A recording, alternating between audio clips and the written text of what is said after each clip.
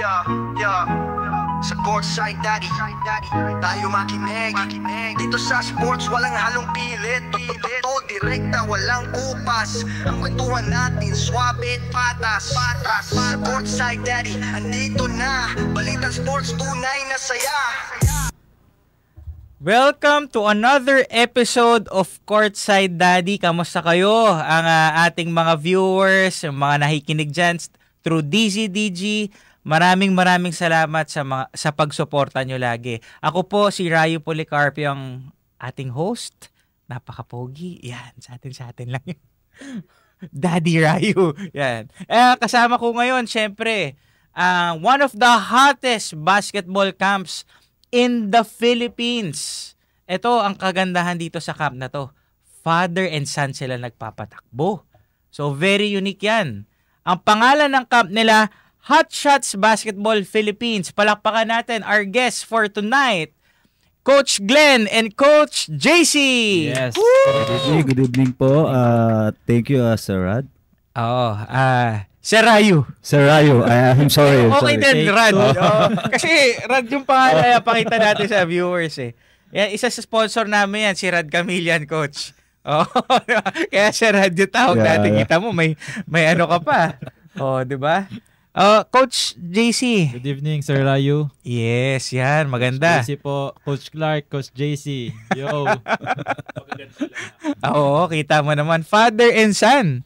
First time dito sa show natin na may father and son tayo, producer, no? So, nakakatawa. Ikwento nyo naman sa amin, ano ba tong Hot Shots Basketball Philippines? Ayan, so nag-start kasi yung Hot Shots sa Basketball Philippines sa camp. So, way back 2017. No, so, mostly ng mga campers namin is coming from San Sebastian mga players, okay. estudyante. Mm-hmm. Yan kasi nagkaroon din ako ng tawag nito ng time na nakapag-coach ako doon sa developmental team ng San Sebastian. Mm-hmm. So, yun, lumaki yung camp na yan. So, until now, so dire-diretso kami. Mm-hmm. Yan, so mayroon kaming from 9 years old up to 21 years old. Marami kayo age brackets. Yeah. Oo. Anong year nag-start itong camp? Yung Coach? camp nag-start ng 2017. Actually, matagal na. Yung Yes. talaga, main goal ni Coach Glenn dyan, yung mga... Coach Glenn ang tawag mo sa daddy mo, ha? Sa ngayon, Coach Glenn. Pero kapag sa bahay, tatay lang. Tatay, okay. Ayan. So kapag nasa labas, Coach Glenn, and then yung camp nag-start, siya nagsasabi nito, naririnig ko lang nun kasi dati wala pa talaga akong pakinan eh. Naglalaro-laro lang ako eh. So the camp started na yung goal is to give the players, mostly San Sebastian nga na walang playing time. Yun. So binuo niya yung camp para magkaroon ng exposure lalo yung mga players na hindi nabibigyan ng playing time sa varsity teams. Kasi dati wala pang napakaraming liga ngayon. Noon. Oo. Kaya developmental league. So yes, you're trying to develop mga players na magandang parang advocacy siya, Coach, na yes. para mag-improve yung game nila. Correct, at lalo correct. silang mapansin. Bakit mo sinimulan to, Coach? Anong passion nyo ba? Okay. Kasi nung time na yon, sabi ko nga nakapag-coach ako ng developmental team sa sa San Sebastian.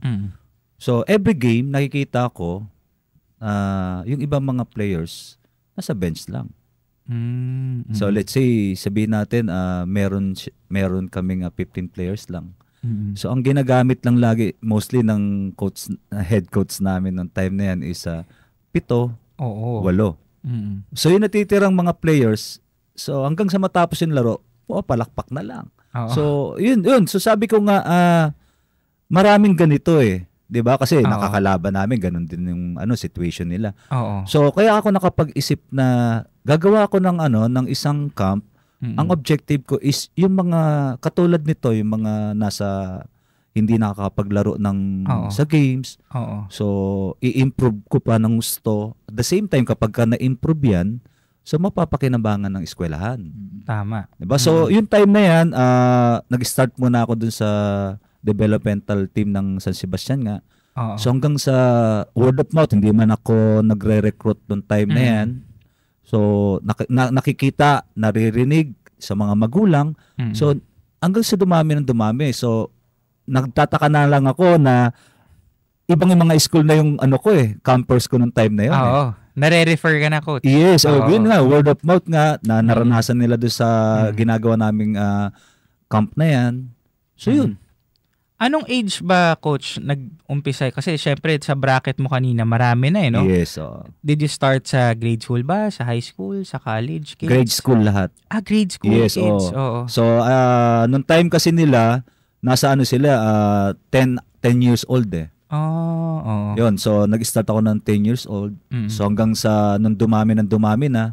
Oo. So hiniwalay-hiwalay ko na yung bawat born year nila. Oo. Yan, so kaya nung time na yan, nung 2018, so meron na akong nabuo na galing camps na from 9 years old up to 21. Imagine that. Wow. 18 teams yun. Oo, ang dami na, no? Oo. So, first time ko rin na, na nagawa nung time na yan.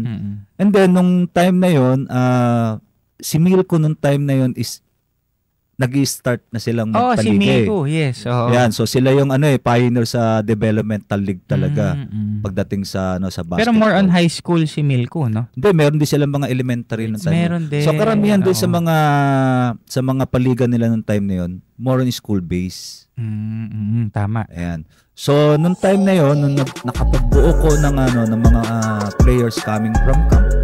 So isa sa mga kaibigan ko rin naman si Coach Allen Ricardo. So siya talagang nag-invite sa akin na gagawa na ako ng mga paliga sa mga ball club.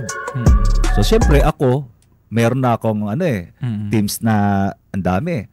So in-enroll ko doon. In-entry ko doon sa paliga na yun. So first time din na magkaroon si Milko nung 2018 na yan, nung paliga na isang ball club na 18 teams ang entry. Ang dami. Tapos, siya lang mag-isa humahandle nun. Yes, oo. Wala ka pa kasi assistant. Wala pa. Kasi nung time na yun, naglalaro pa sila doon sa sa ball club ko eh. Coach, kwento mo sa amin, syempre nung sinimulan mo to, hindi mo pa naman na-envision na ganun kalaki kagad, no? Na parang kinikwento mo ngayon na marami na age brackets. Kamusta yung first camp mo? Yung first camp namin talagang, sabi ko nga, nag-start lang sa Paste eh. Ilan yung students mo nun? 15. Nasa 15. 20 lang yan. Okay. Yeah, kasi yung coming from teams na hindi nakakapaglaro ng gusto ng time na yan. So sila yung talagang binigyan ko ng time. Tapos yung ibang mga players, mga estudyante rin nung sa San Sebastian din. So nakikita na nagka-camp na sila, sumama. Ayun. So nag-start kayo ng 15. Yes. Tapos ikaw ang coach. Ako lang. Oo. Tapos ngayon, nung time na yung head coach namin, sabi ko, magbubuo na ako ng camp So pagka okay na to, so okay, kumbaga, i-intro ko na ulit sa itong mga batang to, develop na. Ayun. Mapapakinabangan mo na. Ayun. Yun yung time na talagang yung focus ko, yung objective ko, para lang talaga doon sa mga, alam mo yung mga hindi nakatalagang nabibigyan ng playing time. So, ikaw, ilang taong ka nun, coach? Parang pa lang ako nun, 14, 13, parang ganun. Did you join the camp? Not yet. Hindi ko na maalala kasi busy na ako. Kasabay nung camp is may mga games din ako sa school nun. So, school base. So baka naglalaro ako nun tapos siya nagka-camp. So later on ka na sumama? Yes. As a coach or as a player muna? As a player. Nice. Then coach. So parang dun siya naging parang family affair na? Yes. Hindi ka ba nahirapan, coach, na mag-isa ka lang? Siyempre, mahirap dahil imagine that 18 teams tapos ikaw lang. Diba? So, mag-i-start ako ng 7 a.m. ng game. Tapos, matatapos ako ng 7 p.m. Parang Grabe. opening-closing ako nung time na yun. So parang ikaw ang commissioner, Yes. no? Oo. Owner, Oo. minsan referee pa siguro. Sabi nga nung time na yun, Oh. nung commissioner din, pwede ka Oo. na magbuo ng paliga kasi ang dami mong teams. Eh. Oo, tama. So ganun na nangyari. Yes. Nagkaroon ka ng liga. Yes. Oh, from that camp. Hindi Diba? hindi pa siya. Oo. Hindi pa siya liga. Hindi pa. Sumasali lang yung ball club ko sa mga liga. Liga. Oo. Okay. So paano mo pinipili yung mga players na yun? Kung sino yung mga parang pinaka Ayan. magaling, ganun ba? Ano yan pagkatapos ng camp namin, Mm. so doon namin ini-evaluate. Doon ko ini-evaluate. Oo. Tapos kinakausap ko yung mga parents. Ayun. Ma'am, meron akong sasalihan liga. Oo. Gantong born year, gantong age category. Oo. Would you like na i-join mo yung anak mo? Ayun. Oo. Yun. Mostly lahat ng mga na yan, ng mga parents nung Oo. campers ko, gusto nilang sumali. Oo. 'Di ba? So sabi nga nila, opportunity na to para makita namin anak namin na naglalaro sa isang sure, eh. liga. Mm. 'Di ba? Kasi camp talagang basic drills na Oo. ginagawa mo diyan, skills. Pero dun sa liga na na sasalihan, yun na yung pinaka kumbaga test na ng mga bata nila, mga anak nila. Reaction na nila sa Diba? nangyayari. Correct. Kumbaga Oo. parang ito na yung thesis eh. No? Correct, Kumbaga oo. nag-aral ka, ito na yung last. Kung lahat ng pinag-aralan mo, talagang na-apply mo. Yes, Dun oo. sa- At the same time, Oo. syempre, kung okay na ba yung bata Mm. na makipag-compete na talaga. Oo, dun mo rin na Yes, in-evaluate. nakikita. O, Oo. ngayon, after ng liga, so makikita mo naman lahat yung mga kilos ng bata do sa loob ng court. Oo. So, meron pa mga improvements pang gagawin. Mm. So, sinasama ko ulit sila sa mga next camp ko. Ayun, oo. So coach, pagdating sa ganun ba, meron ba kayong parang progression? Parang kunyari, this batch or this year, parang dribbling lang yung parang focus nung parang next year pa parang sinasabi niyo sa magulang or do sa bata na, kailangan mo pa mag-camp ulit kasi para ma-improve naman yung kunyari, itong this year dribbling lang, para next year shooting naman. May ganun ba? Coach, how do you parang make sure na mag-camp ulit sila the following year or season? Ang programa naman ng camp naman is from basic yan. Siyempre, basic handling, Mm-mm. dribbling, Oo. diba? Shooting. Oo. Lahat ng sa basic na Oo. skills para sa Yes. isang basketball player. Yun yung Oo. tinuturo namin . Oo. So, makikita mo naman yung bata kung mabilis mag-pick up. Oo. Meron na talagang, kumbaga, hindi pa pumapasok sa camp. Sanay na. Oo. Alam mo ng lamang. Yes, Oo. oo. So, ngayon, kapag yun, na-join na namin sa tournament, so doon nakikita namin kung ano pa yung pwedeng i-improve ng bata. Oo. So, again, sasabihan na naman yung parents Ayun. namin na, Mm. kailangan pa natin i-improve sa Oo, ganito si ganito. si Tapos anak. bahala na sila kung enroll pa nila. Yes, Oo. walang pilitan. Walang pilitan. Walang pilitan. Oo. Pero ang nangyayari kasi, hindi na nila isasali sa camp again. Oo. Gusto nila isali sa Liga. tournament uli. Kasi Oo. na-enjoy na nila yung Oo. tournament community. Oo, tama. ng mga paliga talaga . Mm. Ganun Coach, na nangyayari. Coach JC, ano ang advantage naman ng Hot Shots Basketball Philippines compared to the other camps that we have right now in the Philippines? Yung Hot Shots Basketball Philippines, as we have said kanina, nag-start as a camp. So, meron tayong camp. And then, after that, meron tayong team. So, may camp na, may team na, parang progression after the camp, magkakaroon ka ng team. And then, eventually, yung team na yun, pwedeng sumali din dito sa liga namin. So, 3-in-1 na ino-offer ni Hot Shots Basketball Philippines. And I think, kami pa lang ata yung merong ganun in the Philippines. Nice. So, parang progression. Yes. In a sense na parang may 3 levels. Yes. Oo. So ano yun? Automatic naman yun. Na kunyari yung student, pagka nag-start ng camp, mag-i-end up siya na kasama doon sa liga.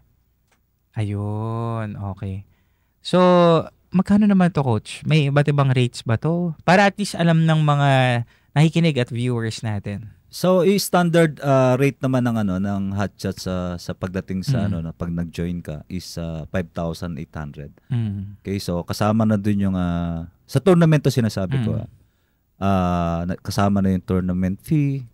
Kasi sobrang alam mo na yung mga tournament maraming games yan eh. Tapos medyo malaki na rin yung cost ng So pinaghahati-hatian na lang yan. At the same time, mayroon silang kasamang uniform. And then, nandun na rin yung fee para sa mga coaches na nag-coach doon sa paliga. Sulit na. Tournament. Yes. Saan ba to? Saan ang venue? Yung sinasalihan ng hotshots ngayon, meron tayo dyan sa Milko, dyan sa may Green Hills. Then, sa City Hope, dyan sa Quezon City. Ayun. Yan, so paiba-iba rin. Paiba-iba. Kasi ang ginagawa namin, pagkatapos ng liga sa ganitong organizer, lipat naman kami sa iba. Ayun. So para hindi, yung mga bata, yung mga players, hindi nagsasawa. May iba na namang mga... Ibang referees na yung makikita nila. Oo nga, tama. Ibang environment naman ng tournament yung kanilang may experience. So coach, from the humble beginnings na mostly from San Sebastian players, ngayon na year 7 or year 8 na? Yeah, 7 na. 7, diba? Year 7. Na siya, evolve na, marami na from different other schools. Yes. Correct. Ayun. Kaya nakakatuwa nga kasi 'di ba nung nag-start kami noong 2018 na ang camp na 'yan. So nag-pandemic. Kamusta? Anong ginawa niyo pala nun? Siyempre pandemic 2020 stop lahat. 'Di ba? So ang ginawa namin noong time na 'yan, so uso online 'Di ba? So yung mga bata sinet up namin na online training. Ayun, so may online coach. Then, tuloy ang camp. Wala nga lang physical na basketball tournament ng time na yan. Syempre. Dribble ka dyan, pinapanood namin. Yan, so, tapos tuturuan namin, ganito gawin mo sa umaga, available ka sa tanghali, bago ka matulog. So, ina-advise namin sila kung ano yung pwede nilang gawin para yung physical pa rin, okay pa rin. Fit diba? Pa rin. Oo. Actually, ako yung naging decoy ni coach noon. May mga online training. Ako yung pinagagawa niya lahat. Yes. Ayun. Siya yung actor. Parang model. Kaya, anong year ka pumasok, coach? As player or as coach? As coach na. Yung tumutulong ka na. Ito, model na yun na dito na. Tulong-tulong ko noon, parang nakikiabot ng board. 2019. Pre-pandemic din. So parang at an early stage pa talaga. Yes. Correct. Oo, nandun ka na. Correct. You were part of the camp na. Yes. Halimbawa, hindi yung born category ko yung may game. Umuupo ako sa sa bench nila, tapos kapag timeout, inaabotan ko siya ng board. Kaya assistant yung mga ko na siya. Pinibigay ko sa mga players. Ganun ako tumulong noon. Nice. So at least natawid nyo, coach, nung pandemic, no?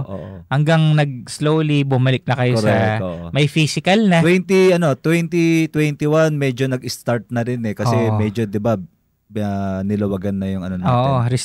Restriction natin. So pwede ka na mag-physical pero limited pa rin dun sa loob ng court. Ayun. Yan. So, natuloy-tuloy na namin nung time na yan. At least na itawid. Correct. Nung pandemic, no? Coach, looking back, 7 years na ang camp natin ngayon. Kasama ba talaga to sa plano mo sa buhay? Growing up, was this really your plan, your dream to have a camp like this? Hindi Hindi talaga Kasi,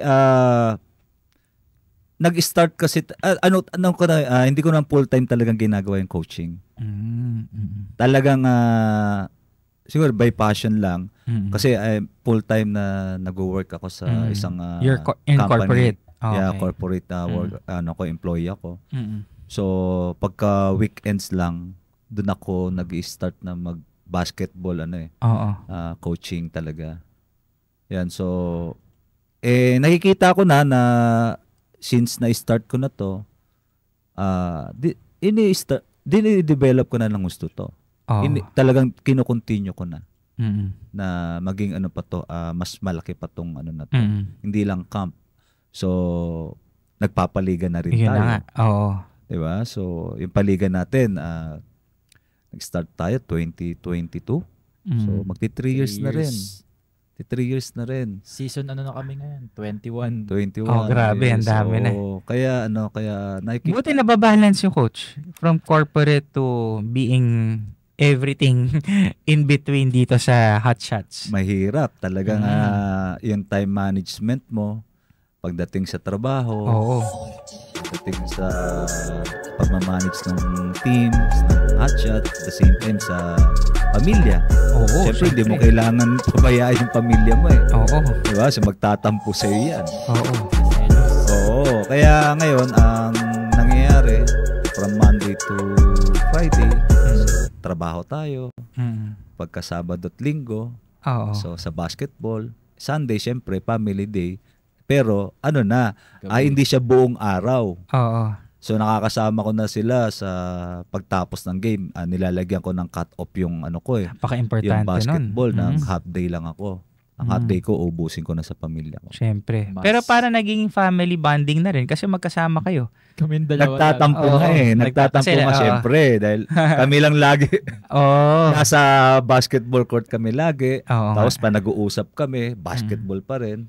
Pero we try naman na pagka magkasama kami ng family, na wag pag-usapan yung basketball kasi baka talagang doon na naman mapunta. So dapat wala tayong basketball pag-usapan pagka magkakasama na tayo eh. Oo. Yan. Bale coach, syempre throughout that years, no? So 7 years.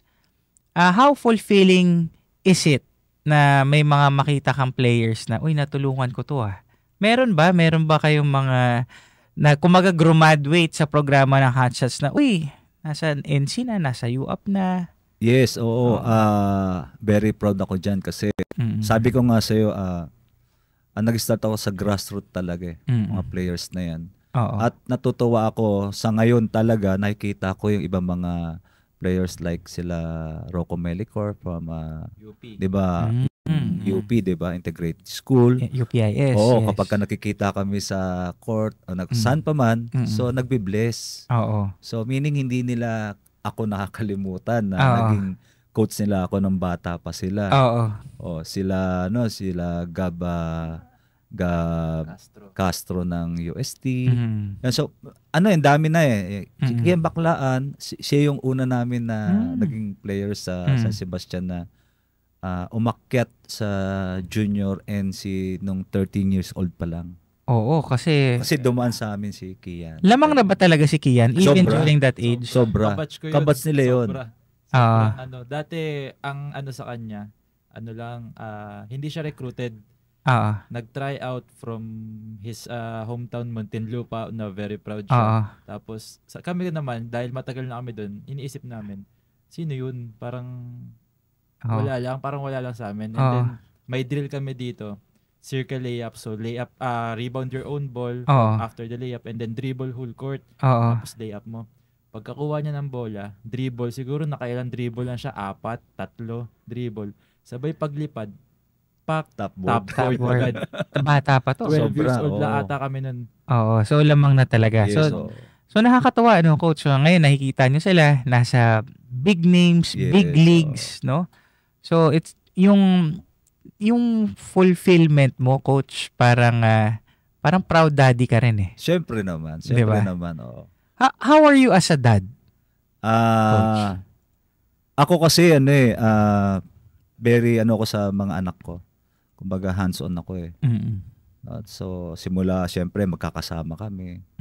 So basta lahat ng mga pwede kong maibigay sa kanila na magagandang mga payo, 'di ba? Pa-experience as a father na sa kanila. So talagang binibigay ko 'yun. So at the same time kapag may mga school activity sila ng time na 'yan, so absent ako sa trabaho, atinan ko sila. Yun yung sa commitment ko sa mga anak ko. Yan. Tapos siyempre ina-apply ko rin yan sa mga anak ko. Siyempre parang ito yung mga bago mong parang anak mo na rin kasi mga bata pa di ba? Yes, kaya sa sa pagko-coach ko sa kanila, fatherly approach ako sa kanila. Siyempre pagka may mali yung players mo, pagalitan mo. Pero kapag merong ginawa, siyempre dapat i-recognize mo. Ganun ang approach ko sa kanila. Nice. Yan.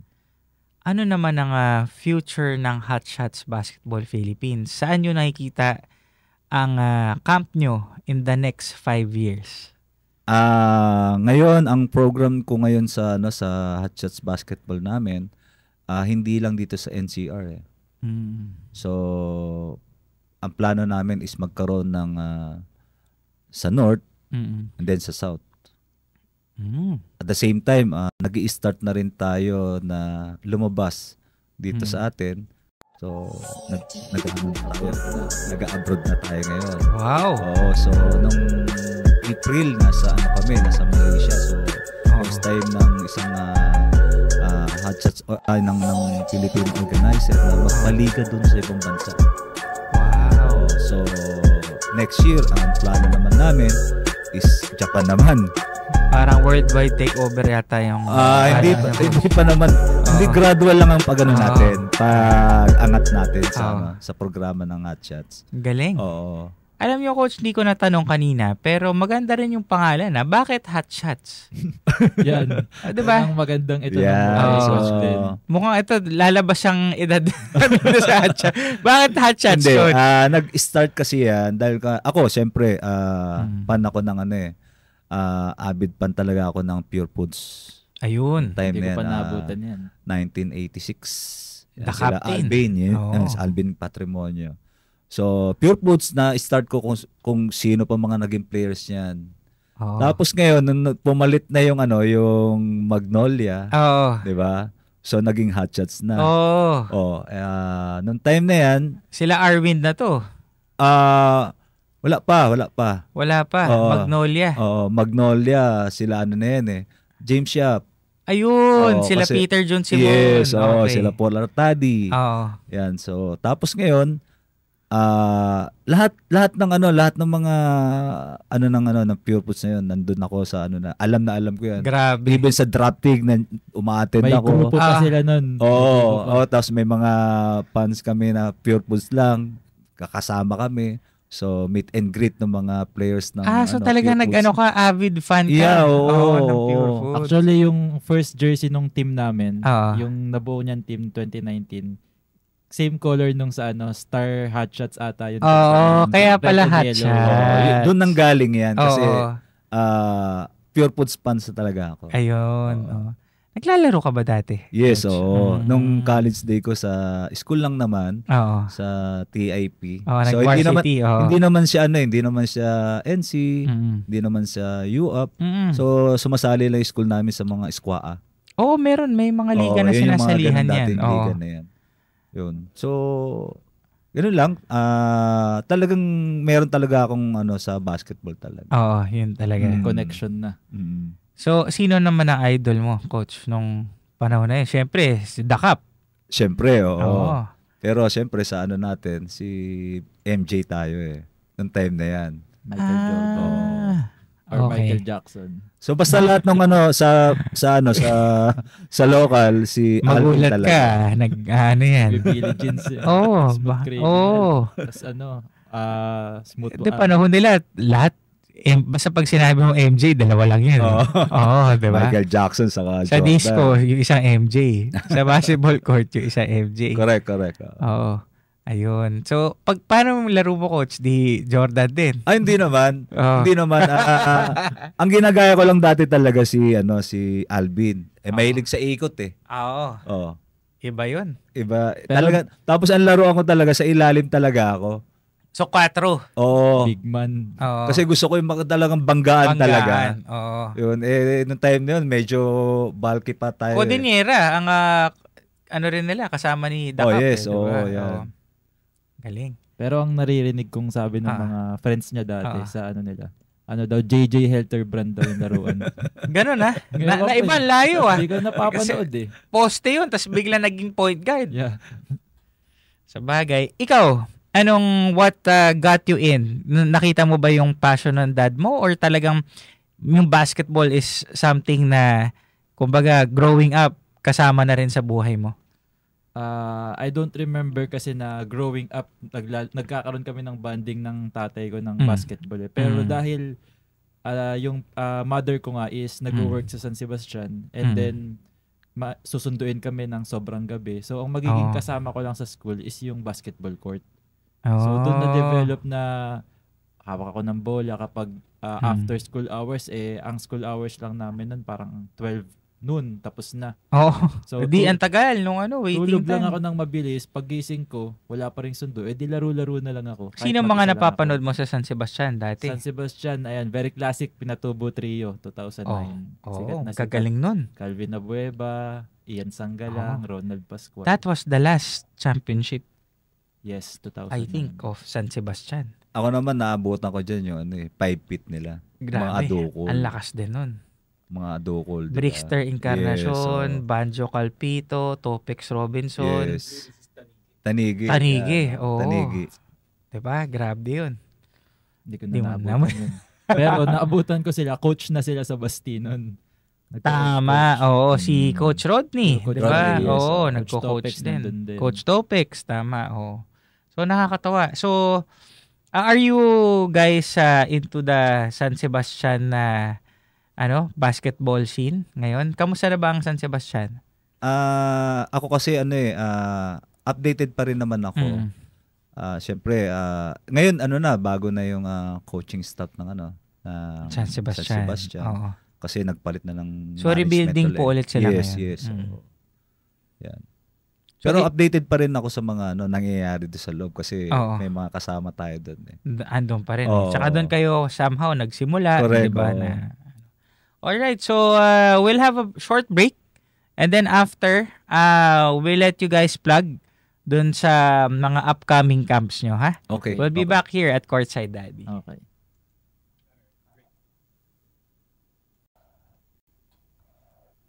Alright, welcome back to Courtside Daddy. Balik tayo sa ating mga coaches from the Hot Shots Basketball Philippines. Coach Glenn, ano bang aasahan natin dito sa Hot Shots? Ano bang mga susunod ninyong basketball camp this year? Ayan, so napakagandang question again, Sir Right. Yung Hot Shots ngayon may mga program na ni-develop kami. So, hindi lang sa NCR. So, magkakaroon na rin tayo ng yung Hot Shots sa North, then South. Ayun. Okay, at the same time, meron kaming mga tournament abroad na nasimulan na namin ng April sa Malaysia. Ayun. Ayan, so tapos pagdating naman sa 2026, may naka-line up kami naman sa sa Japan. Ayan, so magpapaliga naman si Hot Shots doon. Ayan, so talagang tuloy-tuloy yung ginagawa naming development sa sa Hot Shots natin. Talagang world class na ang Hot Shots. Yun yung plano natin. Backupan ko na lang din yung sinabi ni Coach Glenn. So sa NCR na coach, meron tayong yung liga natin ongoing na yung season 21. Okay. And then next month, I think, is yung July. season 22. So kapag may mga teams na mga gustong sumali, pwede ngayon kumontak sa Hot Shots para sa open na. League natin. Okay, so speaking of contact, how do they contact the Hot Shots Basketball Philippines? So sa Facebook natin, you can contact us by typing Hot Shots Basketball Philippines. Okay, and sa Instagram natin, naka hotshots_basketball. Ayun. So, Facebook and Instagram. Yes. And then, meron din tayong YouTube na Hot Shots Basketball PH. And then, TikTok, Hot Shots Basketball. Grabe kasi sa TikTok, uso yung mga short form reels no? Yes. So, may mga nagtitrending sa camp nyo. So, nakakuha rin kayo inquiries through online. Meron. Galing, no? Meron tayong Pero ang main is Facebook. Facebook talaga. May nagtrending na ba na reel sa inyo or video? Meron, pero parang 10,000 views, parang ganun. Ang dami na nun. Mga dumadunk na players sa, diba? sa liga. Yes. Yung 10,000s na yun, may 1% conversion ka lang. Di, ang dami na. Yes. Correct. Diba? Ang dami nang na-reach nun. Ang dami na. Ang dami na nag-inquire. Diba? Speaking of mga talents, no, throughout the years, may mga nabanggit kayong pangalan kanina. Pero sino pa yung mga sumikat na galing Hot Shots Basketball Philippines Yes. program. Meron tayong mga Ayan, may players listahan si na Coach. Oo. Notable, no? Ayan, UAA, maalala natin. NCAA, Yes. so yung iba rito, nabanggit namin kanina like si Rocco Melicor. Ayun, And oo. Sila, ngayon, dagdag natin para ma-acknowledge yung talent Oo. from Hot Shots Basketball na dinevelop ni Coach Glenn. Oo. Yes. Sila Alwin Arboleda, Ayun. Sunny, oo. PBA player, Oo. Kiefer Alas, Oh, si Lebron Kiefer. Yes, Ding. Grabe. Naging hot shots din. Lalaking pangalan. Yes, and then Daniel Santa Maria. Yan, Ayun. andyan Yan. din. Tapos si Lebron Manding na naglaro din sa palarong pambansa Oo. for NCR, Oo. point guard. Then nandyan sila Geoff Lopez, Oo. Sobel. Sa Sobel naman sila. si Borgie Grabe. Reguera, Oo. and si Daryl Valdeabela Mm. na coach. Tapos, ano natin, yung mga naging players din natin na ngayon nasa Gilas. Yes. Oo. Diba? May mga Gilas Sa players under 16. tayo. Yes. Yeah, Oo. oo. Sila Jello Lumage. Yan. Wow. Prince Carino, and then reserve kasi ngayong this year si Sam Sam Esomchi. Somchi. Grabe. Ang dami na. Nakakatawa, no, Coach? Mm. Do you invite them during one of the camps? Parang kunyari may surprise guest kayo, mga dati nating alumni. Actually, sa mga games namin, sinasama namin sila. Ayun. So, oo. ngayon, siyempre, nakakataba rin ng puso na yung ibang mga players na idol sila, nakakasama sila Oo nga, sa oo. paglalaro. Parang nakakapagbigay ng inspirational Oo, talk, di ba? kumbaga, sila yung nagtuturo ngayon sa kanila. Kung Mm. nung dati sila tinuturuan, Oo. ngayon, sila naman yung nagtuturo sa mga bagong players ng Hot Shots. Yung Tama. culture ng team nila, Oo. napapasok nila sa Hot Shots din. Ang galing. Mm. Correct. Coach, for you, how important is sports development para sa kinabukasan ng isang, let's say, 10-year-old na bata? Actually, napaka-importante talaga yung meron silang sports sarili nila. Mm. Kahit na nung laro. Kasi Oo. yung sports kasi is discipline eh. Yun ang natuturo eh. 'Di ba? So sabihin natin 10 years old Mm-mm. na kapag kino-coach mo at nakikinig, ibig Oo. sabihin nakukuha niya kung ano yung binibigay mo instruction. Mm-mm. Pero kung ang bata wala ni isa mang sport na Mm. ginagawa sa sarili, puro Oo. lang gadget, Oo. 'di ba? So yung sarili niya nakakulong lang doon sa gadget eh. Oo. So kaya nga ang is kahit na anong sports 'yan, 'di ba? Anong way ng sports 'yan, dapat Mm. yung bata na i-start na ng habang bata na natuturuan, Oo. 'di ba? Para sa sarili niya 'yan. So napaka-importante, Correct, oo, no? oo. Oo. Kasi syempre gusto yung mga nanonood na magulang sa atin, gusto rin nila malaman, 'di ba? Paano makakatulong yung sport sa buhay ng mga anak nila? Yes. Since nagbanggit kayo ng maraming pangalan na ngayon kumbaga nasa magandang kalagayan na, and maybe they're starting their journey Correct. going to the pros. And later on baka may mga pros na kayo, Sana. 'di ba? Sa ngayon kasi, 'di ba, Oo. nag-start lang kami nung 7 years pa lang Oo, bata so pa. talagang from grassroots level Oo. talaga yung mga batang 'yan. Oo. So baka sakali, 'di ba, sa mga 'yan, Oo. ngayon nakikita natin yung future nila, napakaganda. Oo. Maganda yung naging takbo ng basketball Yes, career oo. nila. And hopefully na kumbaga umakaakit sila doon sa sa professional league talaga, or sabihin natin international league pa mapunta. Oo. So, with that, Coach Glenn and Coach JC, thank you for coming here in Courtside Daddy. Before we go, any messages to the fans and the people watching our show? Yan, so magandang gabi po ulit sa inyo. Maraming salamat sa pakikinig dito sa ating Courtside Daddies. Yan. So sana yung tuloy-tuloy nyo lang ng pakikinig dito sa programang to, kasi isa sa mga naibibigay nilang importansya is makilala yung mga iba-iba't mga tao, no? Hindi lang siguro sa mga basketball, and hopefully may mga iba pa kayong ma-invite na ibang mga personality na makapagbigay inspirasyon din dun sa mga magulang, kabataan, o sino pa man yung mga individual na mga tao na kumbaga ma-inspired nung taong makakapag-invite ma-invite ninyo dito sa programang ito. Yan, so tapos yung Hot Shots Basketball Philippines, supportahan nyo pa rin. And tuloy-tuloy lang po, no, sa mga weekly games namin from Saturday to Sunday na panoorin nyo po sa aming YouTube and sa social media po namin. Yan. Maraming salamat po, Sir Rai. Okay. Thank you, po. Coach Glenn. Kayo, Coach JC. Magandang gabi mga ka-courtside daddy, Coach Clark, Coach JC here. So si producer Von, ayun, ang ganda ng smile, Boss Bon. Okay. Yan. Boss Bon, maraming salamat din po. Maraming salamat sa inyo. So yun nga, ini-invite ko kayo to come and try Hot Shots Basketball Program. Sa mga parents dyan, pasok na yung anak nyo habang summer pa dahil sobrang luwag pa ng schedule nila. Mas maganda yung marami pa sila matututunan from us and from the other coaches of Hot Shots Basketball Philippines. And from my for my personal account naman, you can direct PM me sa aking Instagram. Active ako doon at Coach Clark 18. Ayan, nakapost yung mga highlights ng mga pina-personal training ko dyan, personal basketball training. So, nandyan si Gab Yalong. Susunod na mga taon, baka marinig nyo na yung pangalan niya sa yun ang mabigat doon scene. Yung Gab Yalong. Hindi lang sa basketball, pati sa politika. Correct. Ayun. Coach, last na lang, no, before we go.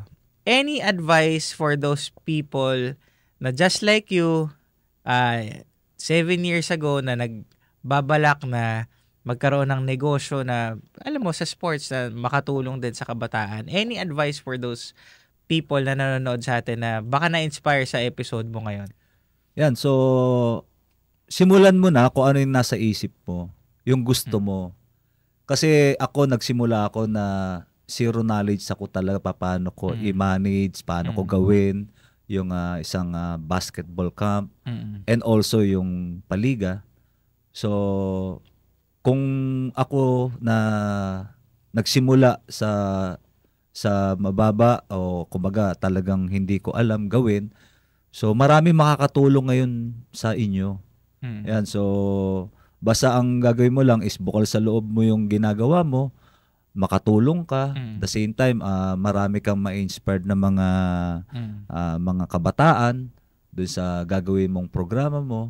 Then so makikilala ka rin dito sa kung ano man yung gusto mong simulan. Ayan, so handa kami na even ako si Coach Glenn na handa kung sakali na magkikita tayo o may message mo ko paano ko ba sinimulan, pwede mo akong kontakin doon sa Hot Shots Basketball Philippines, message ka lang, tulungan kita paano ka mag-start ng camp na yan. Baka mamaya magsimula na tayo ng coaching camp, ha? Panibago na to. First time dito sa Courtside Daddy. Ang Hot Shots Basketball Camp will open a coaches camp. Yes. Or how to start your own basketball camp. Naku, padami na negosyo. Sila Hot Shots, no? Pa-worldwide, ang dami na. So, pala, Coach JC is a trainer. Yes. Personal training, small group, mga 2 to 3 plug players. Plug mo rin. No? So, I'm inviting everyone, the youth na mag-enroll sa aking small group or personal training. Develop natin yung dribbling, shooting, passing, and yung discipline natin as a student athlete. Ayun, napaka-importante niyan ngayon, the word student athlete. So, kasi ang basketball, alam mo naman, Coach, hindi naman panghabang buhay yan. So, kailangan meron ka laging fallback, no? So, may degree na napaka-importante rin, diba? Magandang values training ng Hot Shots. Magagalang ang mga bata. Baka gusto mong sabihin, producer. Isa rin yan, no? Isa rin nga sa sa mga naging values ng mga nagiging campers namin, at the same time players namin. Na pag nakita kami before start or after, so kahit saan man, so talaga nagbi-bless sila. Ayun. Oo. So yun talaga pagka darating ako sa court, talagang lahat ng bata kahit na may ginagawa, magbi-bless sa akin. Nakakatawa. Ako baka kasi na-start na namin sa kanila ng bata pa sila until now na kailangan yung paggalang mo. Values formation. Na hindi man mo magulang yan, pero nakakatanda sa'yo. Yung paggalang nandun pa rin lagi.